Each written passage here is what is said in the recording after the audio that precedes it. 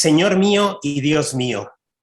La fe en Jesús puede reducirse a una experiencia individualista en donde pueda decir, con que yo esté bien con Dios, los demás no me interesan, o yo vengo a la iglesia solo a servir a Dios, lo demás no me importa.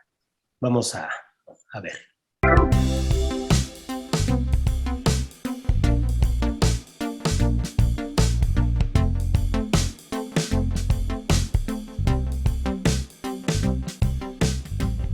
¿Qué tal, amigas y amigos del Invite? Estamos aquí en la Tierra Buena para el Día del Señor, en este que es el segundo domingo de Pascua, el Domingo de la Misericordia. ¿Qué tal, Michele? Muy bien, Victoriano, ¿cómo estás? Toño, Muy buenos días, Vic. Muy bien, gracias. Jaime? Pues hoy nos conducirás en la reflexión. ¿Cómo te va? Muy bien, gracias. Saludos a todos. Felices Pascuas a todos. Felicidades. Sí, sí. Felicidades. Y entonces, Jaime, ¿quieres decir algo a propósito del Evangelio bellísimo de este domingo? Lo escuchamos de una vez. Muy bien, entonces, a ver quién se anima. Pues sí, ¿Quién dijo yo? ¿me permiten? Ahora yo con gusto. Sí, de lujo, dale. Muy bien, pues este Evangelio es según San Juan y dice así. Al anochecer del día de la resurrección, estando cerradas las puertas de la casa donde se hallaban los discípulos por miedo a los judíos, se presentó Jesús en medio de ellos y les dijo: La paz esté con ustedes. Dicho esto, les mostró las manos y el costado. Cuando los discípulos vieron al Señor, se llenaron de alegría. De nuevo les dijo Jesús: La paz esté con ustedes.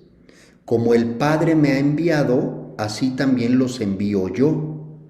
Después de decir esto, sopló sobre ellos y les dijo: Reciban el Espíritu Santo. A los que les perdonen los pecados, les quedarán perdonados, y a los que no se los perdonen, les quedarán sin perdonar.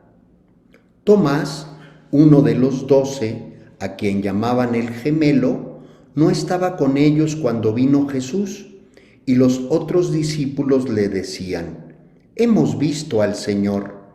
Pero él les contestó: Si no veo en sus manos la señal de los clavos, y si no meto mi dedo en los agujeros de los clavos, y no meto mi mano en su costado, no creeré.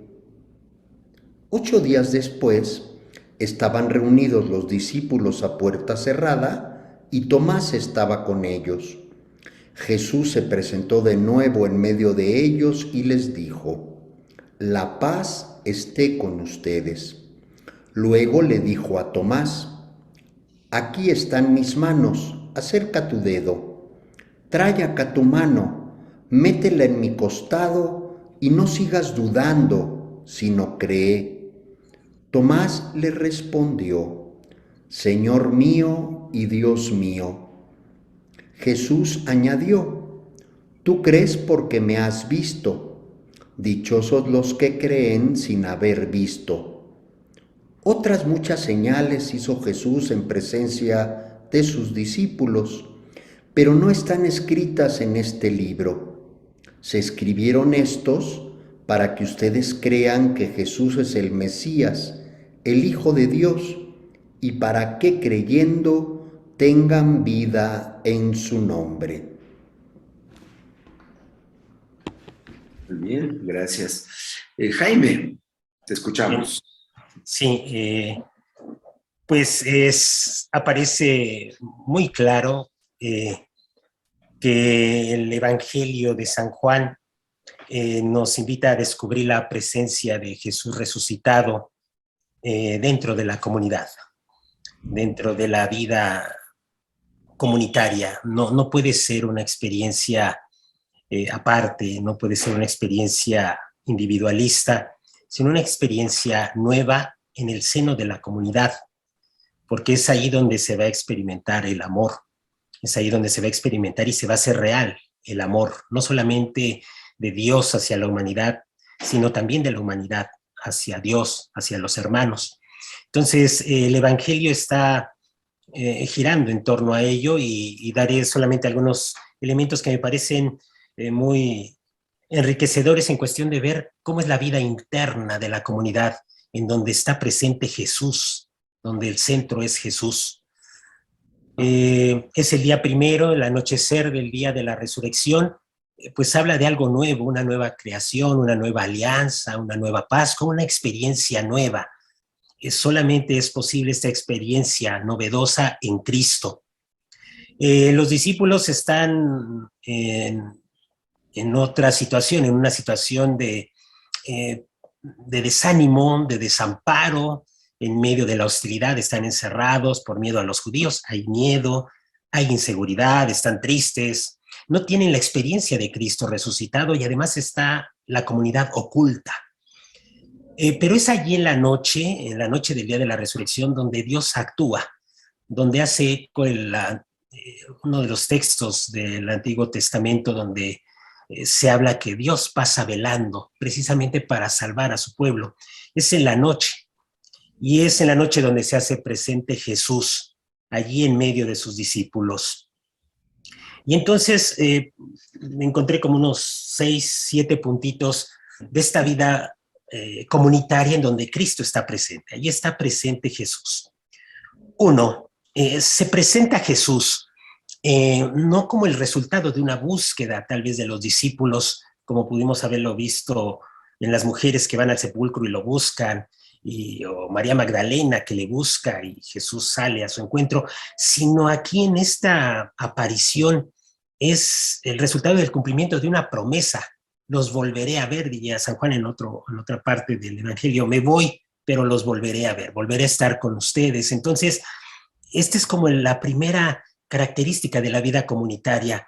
Jesús se hace presente, cumpliendo su promesa, cumpliendo las promesas, y la comunidad va a girar en torno a esta experiencia de un Dios que está cumpliendo sus promesas. Ese es como un primer dato. Jesús viene a los suyos. ¿Y qué significa que Jesús está en el centro de la comunidad? Pues varios aspectos, varios puntos de la comunidad. Jesús es fuente de nuestra vida, es lo que me hace vivir, pero también es un punto de referencia para mi camino, mis tomas de decisiones. También el decir que Jesús está en el centro de mi vida es un factor de unidad, no es nada más individualista, sino un factor de unidad. El decir que Jesús está en el centro de la comunidad es porque Él es el que produce la unidad entre nosotros. Decir que Jesús está en el centro de la comunidad, se hace presente, pues es porque también está brillando su gloria en medio de la misma oscuridad de nosotros. Es la gloria de Dios en medio de nosotros. Y bueno, son como esos puntitos que habla que Jesús está en el centro. ¿Y qué significa en el centro? Que afecta toda nuestra vida, toda nuestra existencia. El saludo con la paz, pues recordemos que también se va despidiendo Jesús antes de su pasión diciendo, pues la paz les dejo, mi paz les doy, no la doy como la da el mundo, tengan paz en su corazón, he vencido al mundo. Ahora retoma este saludo de paz como una victoria, como una experiencia de victoria. La paz esté con ustedes. Ese es verdaderamente el sentido. Entonces, aquí están los dos puntos. La presencia de los dos primeros puntos de la comunidad. La presencia de Jesús es el cumplimiento de la promesa y la comunidad gira en torno a ella. El segundo punto, la paz con la que saluda a Jesús, es la experiencia de victoria de Jesús sobre la muerte. Y el tercer punto de la vida interna de la comunidad en torno a Jesús es que Jesús muestra las manos y el costado. Son signos del amor permanente de Dios. Recordemos las manos clavadas, perforadas, el costado abierto, presencia del Espíritu. Muestra su amor hasta la muerte, amor hasta el extremo. Se manifiesta también como el Cordero de Dios, el de la Pascua definitiva. Y también esto de las manos, mencionaba el autor que leí, que bueno, en el Evangelio habla de estas manos. Todo lo ha puesto mi Padre en mis manos, ¿no? Todo lo ha puesto en mis manos. Nadie me las arrebatará, cuando habla de las ovejas, nadie me las arrebatará de mis manos. Presenta las manos como un signo de total disposición y libertad. Eso es lo que significan las manos. Les presentó las manos, además de mostrar los signos de la pasión, los signos del amor inmenso.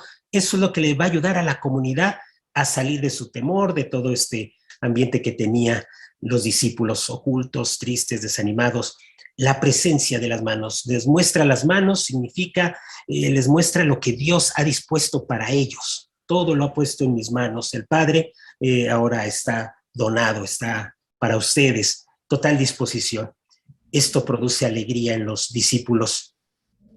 Entonces, este es el tercer punto. Los discípulos van viviendo en su vida interna comunitaria esta donación de Jesús. Les presenta las manos y el costado, presencia de lo que el Padre está haciendo por ellos. El cuarto punto, pues viene la misión, ¿no? Así como el Padre me ha enviado, así también los envío yo.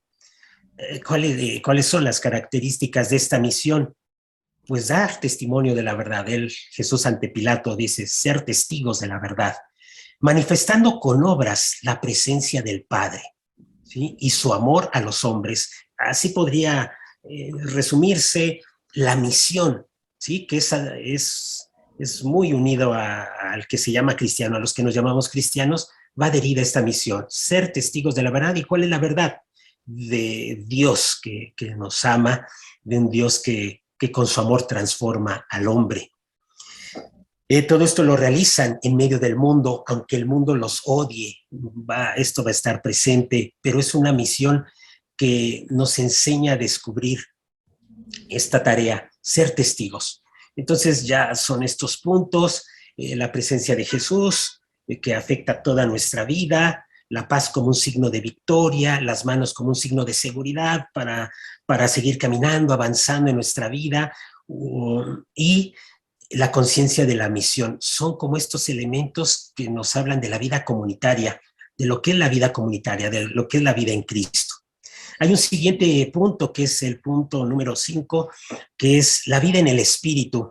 Les sopló Jesús, comunica el Espíritu. El verbo que usa Juan, pues es el que usa el Génesis 2, capítulo 2, versículo 7, exhaló, sopló, para hablar de una creación. Ya lo hemos comentado, es la creación nueva, el Espíritu que nos da Jesús, que nos capacita para una nueva misión. ¿En qué consiste este Espíritu? Pues que nos hace sentirnos pertenecientes a Jesús. No somos del mundo, no pertenecemos al mundo, aunque estamos en el mundo, pero porque en el interior de la comunidad hay un nuevo sentido de pertenencia, que es le pertenecemos a Jesús. Eso es lo que da el Espíritu, y eso es lo que da posibilidad de que haya una nueva humanidad, porque sabemos a quién le pertenecemos. Esa es la nueva humanidad. La nueva humanidad es yo a quién pertenezco, de quién soy, a quién debo mi vida, a quién se la entrego. Y ya cuando el hombre ha comprendido esto en su corazón y en su conciencia, que es hacia Jesús, entonces está la nueva humanidad, están las nuevas acciones, las nuevas decisiones, el dejar la vida del pecado. Todo esto empieza a dar frutos cuando estoy consciente de a quién le pertenezco. Esto es lo que da la vida en el Espíritu. Viene después el punto número 6, la misión, que está en esto de a quienes perdonen los pecados les quedarán perdonados, a quienes no se los perdonen les quedarán sin perdonar. Esto es como el resultado de la misión. ¿Qué significa el pecado en el Evangelio según San Juan? De acuerdo a este autor que leí, es el integrarse de manera voluntaria al orden injusto, y entonces las cosas injustas que yo apruebe, ese es como lo concreto de mi pecado, ¿no? Las injusticias que yo apruebe, tolere, sea cómplice, me pongo en la línea del pecado. Entro de manera voluntaria a este orden injusto, este orden de muerte, de hostilidad. Eso es el pecado en San Juan. Bien, y también hacía este apunte este autor. Bueno, se aceptan las injusticias, de manera tal vez involuntaria, por no conocer otra posibilidad. Estamos tan atrapados que terminamos no siendo culpables de optar por las injusticias. A esto es a lo que Dios le dice, te libero de ello. O sea, te libero de este pecado, te libero de esta maldad.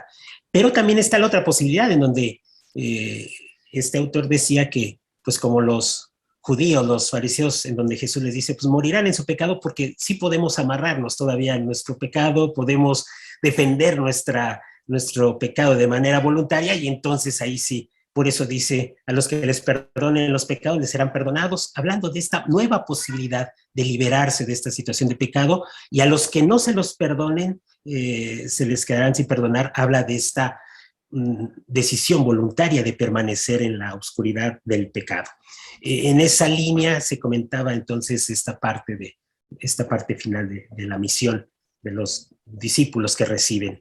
Yo los envío, reciban el Espíritu Santo, y bueno, viene esta parte: a los que se les perdonen los pecados les quedarán perdonados. Por ahí va algunos datos, ya ustedes podrán enriquecer. El séptimo punto es la formulación de fe. La vida comunitaria produce que yo pueda reafirmar mi fe.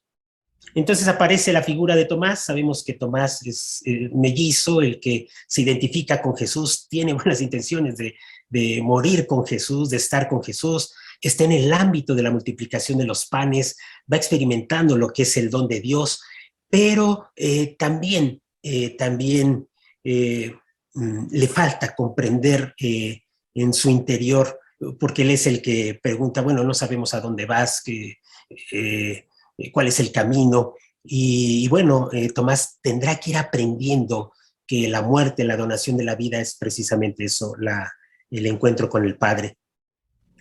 Bien, entonces todo este cuadro no hay que perder de vista. Tomás y Jesús y el apóstol Tomás están dentro del ámbito comunitario. Esto es lo que no se tiene que perder de vista. No es que Tomás sujete a Jesús a experiencias individualistas de fe, decir, a ver, tú dame una señal y yo aquí contigo pues vamos haciendo una nueva experiencia de fe. No, es dentro de la comunidad. Vuelve a aparecer el ámbito comunitario, vuelve a aparecer los discípulos, aparece en el testimonio de los discípulos que le dicen, ha resucitado el Señor. Todo habla del ambiente comunitario, y es allí donde Jesús entonces está en diálogo con Tomás, pero en el ambiente comunitario. Y al final es esta profesión de fe, Señor mío y Dios mío, que significa total cercanía, presencia de Dios. Yo estoy cerca del Señor, Señor mío y Dios mío, y que nos habla de esa profesión de fe. ¿Cuál es la profesión de fe? Jesús es la humanidad redimida, y Jesús es la presencia de Dios total. Es nuestra profesión de fe, es Jesús, hombre y Dios verdadero entre nosotros.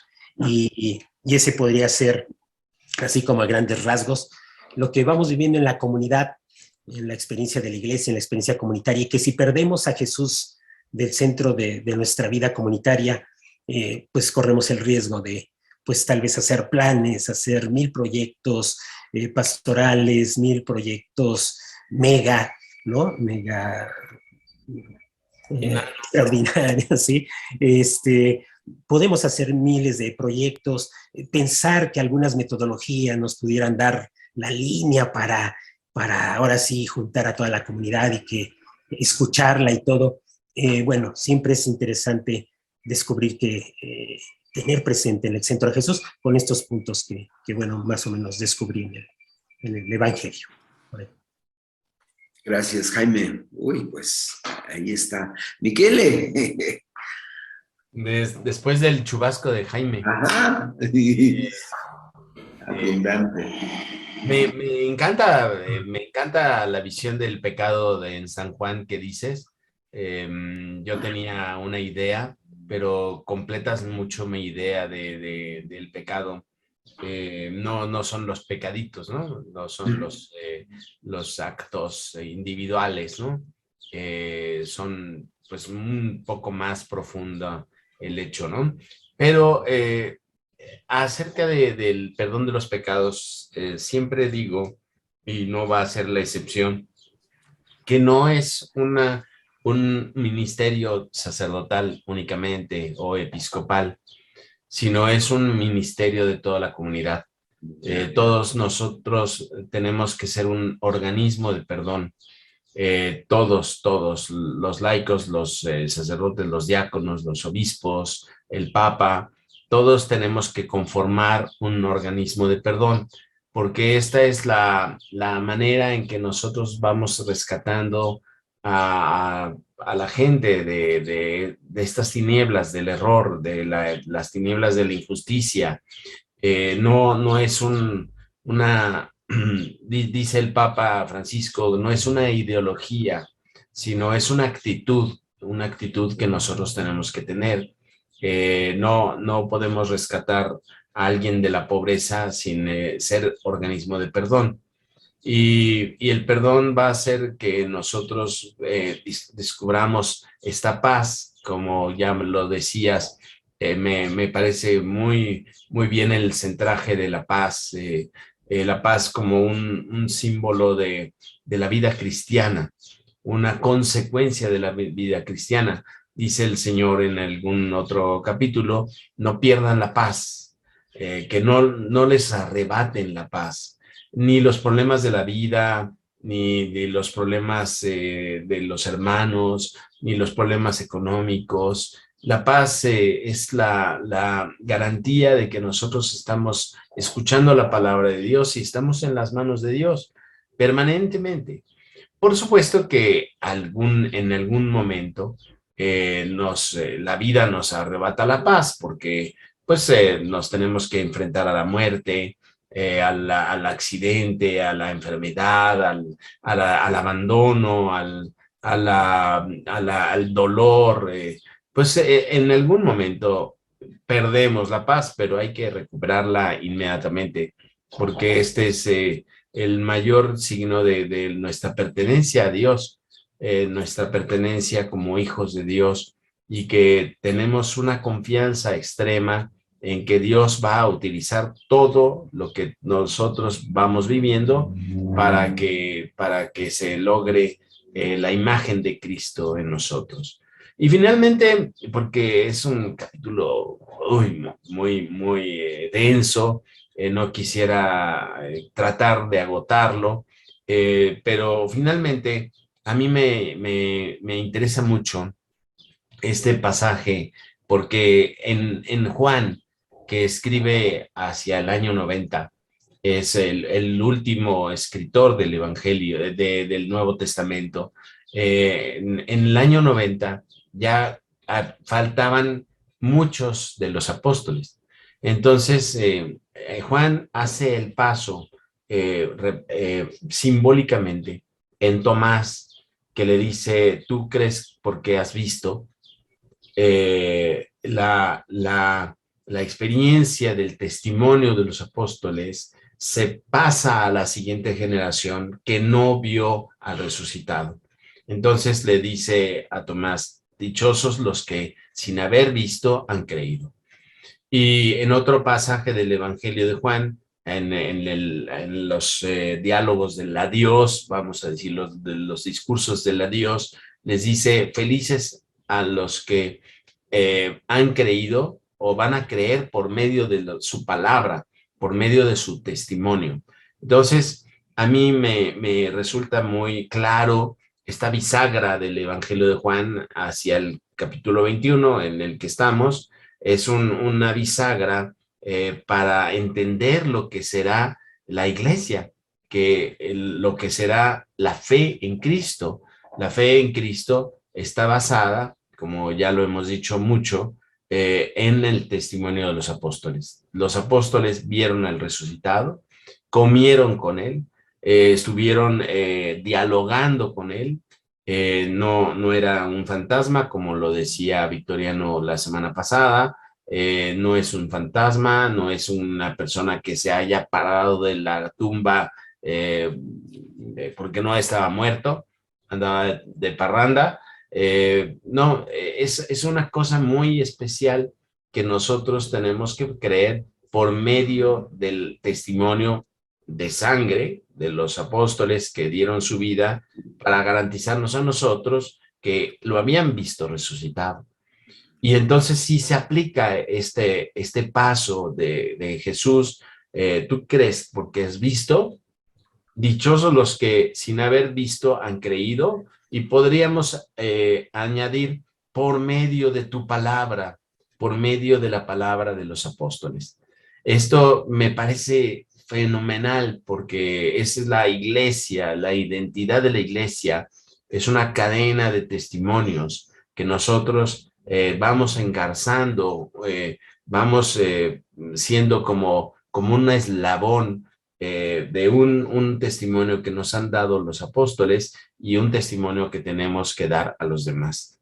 Y el testimonio será fruto del perdón, fruto de la paz. Esto de la alegría pascual, ¿no? Yo creo que esto es lo que yo aporto en primer momento. Gracias, Michele. Toño. Ay, como dicen, ya grandes aportaciones. Yo quisiera tocar dos puntos, ¿no? Revisando la historia de la iglesia, ¿no? Encontramos que hay un punto de quiebre, ¿no? Porque días antes de lo que nos está narrando Juan, pues los apóstoles se desperdigaron, ¿no? Dejaron solo a Jesús.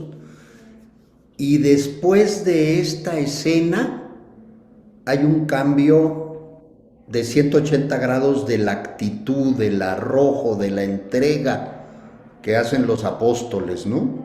Así es. Y yo quisiera, queridos hermanos, padres queridos, pues que hoy nosotros pensáramos eso, ¿no? O sea, Jesús les dice, como el Padre me ha enviado, así los envío yo, y les da el Espíritu Santo. Y estas palabras que Jesús les dijo a sus apóstoles, reciban el Espíritu Santo, son las mismas palabras con las que el obispo en el sacramento de la confirmación nos entrega el Espíritu Santo. Las mismas, ¿no? Y entonces vemos cómo la iglesia, Jesús envía a los apóstoles y los apóstoles a partir de ese momento tienen la autoridad de enviar en nombre de Jesús a todos los demás que hemos seguido por estos miles de años, ¿no? Y entonces aquí la invitación es, ¿y por qué nosotros no cambiamos como cambiaron los apóstoles? ¿No? O sea, ¿qué nos falta para decididamente cambiar nuestra vida como la cambiaron los apóstoles? Porque recibimos al mismo Espíritu Santo, igualito, ¿no? Entonces es la invitación de, pues, reflexionar este domingo, pedirle al Espíritu Santo que yo sea más dócil a Él, ¿no? Porque si yo no soy dócil, pues el Espíritu Santo actúa, pero actúa más despacio, ¿no? Porque acordémonos que pues el Espíritu Santo, la Santísima Trinidad, pues respeta mucho, respeta totalmente la voluntad del hombre, ¿no? Entonces sería la invitación, ¿no? De reflexionar y decir, primero, yo recibí al Espíritu Santo igual que los apóstoles. ¿Dónde está mi respuesta a ese llamado de conversión, por un lado? Y el envío que recibieron los apóstoles, también lo he recibido yo. No es algo lejano que sucedió hace 2000 años. Está sucediendo hoy en nuestra vida diaria, ¿no? Sería una primera invitación. Algo que cuando tengo oportunidad de comentar este evangelio siempre digo, yo sí le reclamo a Juan que por qué no escribió más señales, ¿no?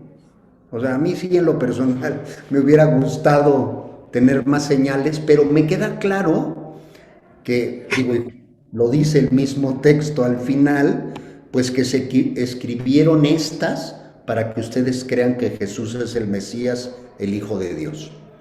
Hicieron mi intervención con esto, para que creyendo tengan vida en su nombre. La vida la tenemos en nombre de Jesús, no por nuestros méritos.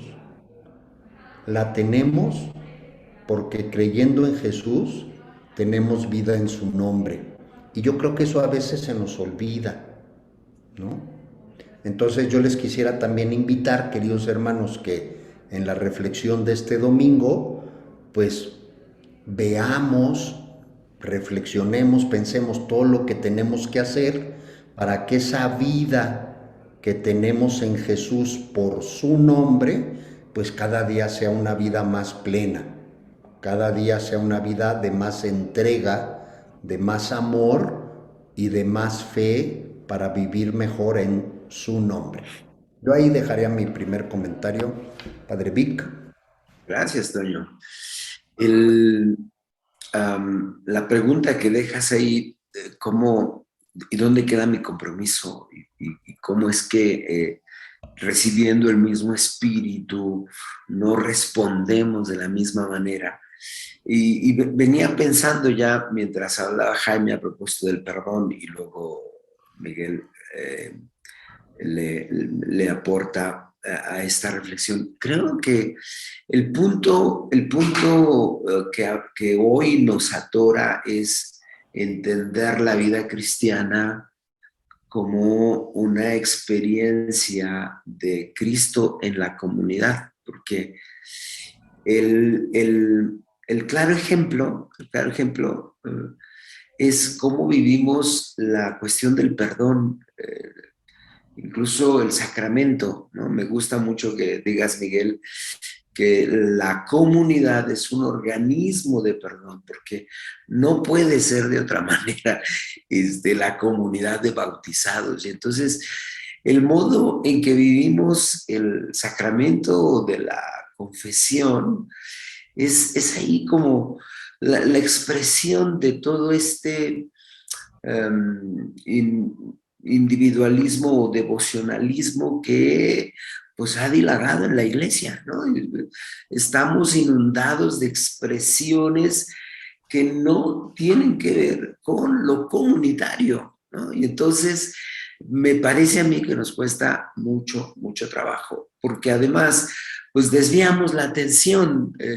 Decías, Miguel, pues no son los pecaditos, ¿no? Sino cómo se rompe el orden, ¿no? Cómo se rompe con el dinamismo comunitario.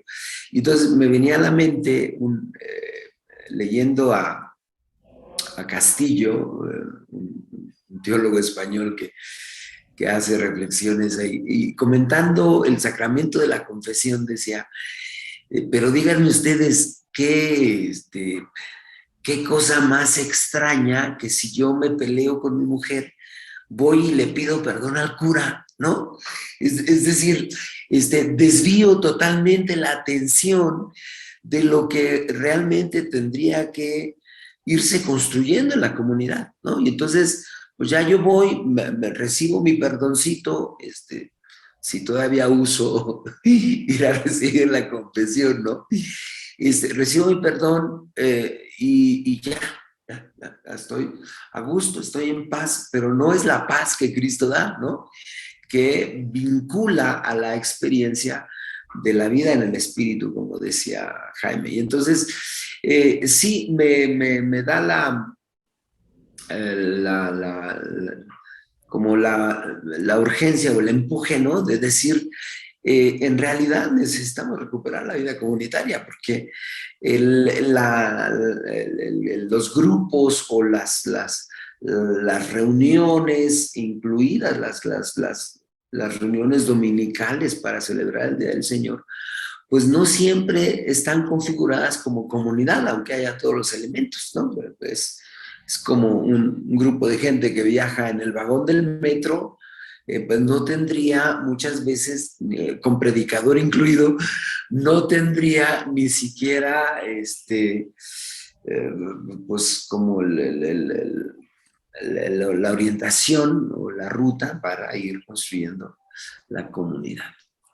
Pues eso, Jaime. Sí, cómo entrar a esta vida comunitaria, desde dónde, ¿no? Desde dónde. Sí, desde tal vez nuestros aportes que podamos hacer para el bien de los demás, desde estas experiencias o iniciativas, son como signos de que el Espíritu va actuando, ¿no? Cuando alguien ya empieza a hacer las cosas en función de los demás, ya no es promoción de uno mismo.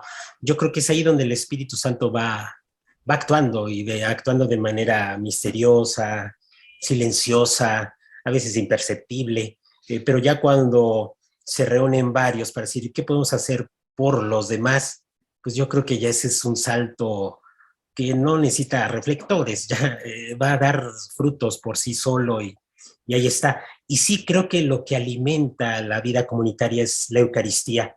El autor que estaba leyendo también dio tintes eucarísticos de este pasaje, que este pasaje tiene tintes eucarísticos por el día, la forma en que tocan el misterio de Jesús, sus manos, su costado, el cuerpo sacrificado, pero resucitado.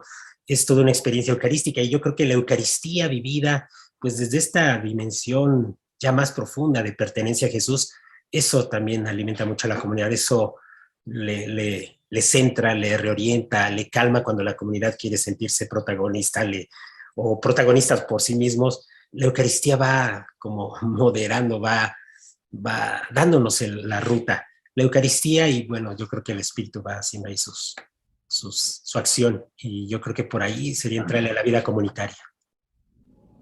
Gracias, Jaime. ¿Y qué le quieres Sí, agregar? me late mucho tu reflexión, Victoriano, lo que apuntas a una renovación de nuestras prácticas litúrgicas, ¿no? Nuestras prácticas comunitarias. Es evidente que a lo largo de la historia de la Iglesia ha venido cambiando esto y ahorita tenemos pues una práctica muy reductiva, ¿no? Como decía Castillo, pues si te peleas con tu mujer, pues le pides perdón al cura, es una tontería, ¿no? Es decir, la práctica original de la reconciliación era una práctica comunitaria por la cuestión de que pues los chismes y los pecados de nosotros se fue haciendo individual, pero al principio la confesión de los pecados era pública y nos queda la reminiscencia de esto en la liturgia de la Eucaristía, yo confieso ante Dios y ante todos ustedes hermanos, que he pecado mucho de pensamiento, palabra y obra y omisión. Esta confesión de los pecados no es un rito que debamos pasar como ajenos o como inconscientes. Yo a veces cuando sigo a una comunidad, le digo, voltéense a ver, le estás pidiendo perdón a tus hijos, a tu esposa, a tu papá, le estás pidiendo perdón a la comunidad, a los compañeros de comunidad, le estás pidiendo perdón y que intercedan por ti ante Dios. Es decir, aquí la dinámica del perdón no es nada más pedir perdón, sino yo intercedo por ti y tú intercedes por mí. Y en la conformación de estos conceptos vamos avanzando mucho en el sentir que la confesión individual, por supuesto que es lo más preciado de la reconciliación, pero no es el único factor de la reconciliación en la iglesia. Es decir, tenemos que recuperar poco a poco, en pequeños grupos, en la evangelización que nosotros hacemos en nuestras parroquias, esta conciencia de comunidad intercesora y un organismo de perdón, un organismo que todos solidariamente no nos hacemos cómplices unos de otros, sino nos exigimos unos a otros. Y entonces, hasta el cura tendrá que pedir perdón, tiene que pedir perdón a la comunidad y tiene que pedir intercesión. No es el brujo mayor el que dispensa el perdón a todos, no es como los sacerdotes de los mexicas que se tragaban los pecados de todos. No, el mismo sacerdote, el mismo presbítero, el mismo diácono, somos parte fundamental, integral de una comunidad que todos tenemos que tener conformar un organismo de intercesión y de perdón, de misericordia. Misericordia. Es cierto. Gracias, Miquele. Toño, ¿quieres? No, Padre Vic, ya. Ah. Creo que... Estás bien. Pues muy bien.